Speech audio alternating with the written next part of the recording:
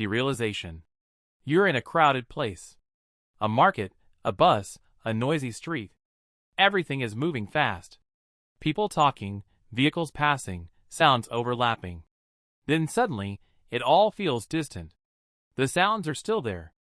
The movement hasn't stopped. But it feels like there's space between you and everything else. This is derealization. It builds over time. Your brain has been processing continuous input without pause. At a certain point, instead of increasing effort, it changes strategy. It reduces how deeply it processes information to stay stable. Signals are still received, just not at full intensity. That creates the feeling of distance. You're still there, but not fully engaged. Involuntary memory. You're walking past a roadside tea stall. Nothing special. But for a second, you're not in the present anymore. You're somewhere else years back. A similar place, a similar moment. You didn't choose to remember it. This is involuntary memory. Your brain stores patterns, not isolated events. Sound, light, smell, context. When your environment matches part of that pattern, the brain completes it like autofill.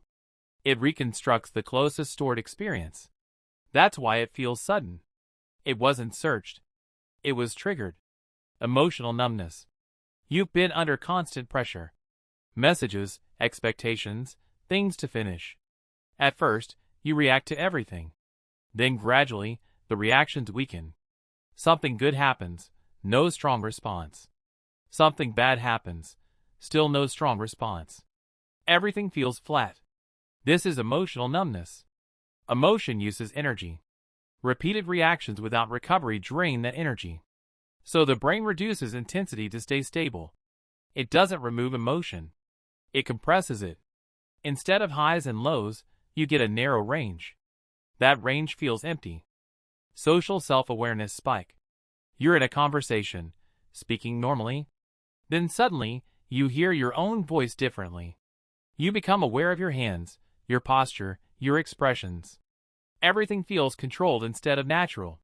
This is a self-awareness spike. Social behavior usually runs automatically. You don't think about every word. But when attention turns inward, those patterns break. Now the brain tries to control everything consciously.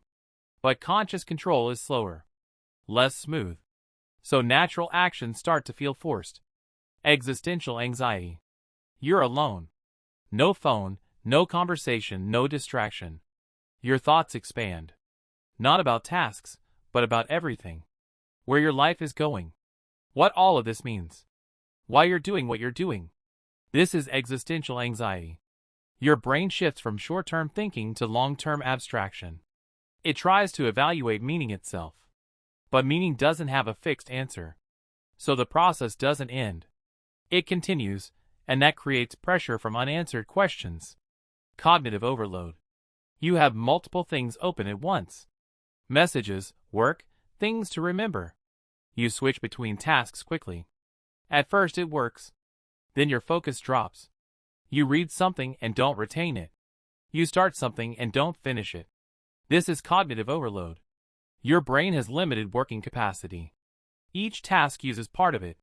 When too many run at once, they compete. That reduces efficiency. Instead of one thing working well, everything works poorly. It's not failure. It's a limit. Impostor syndrome.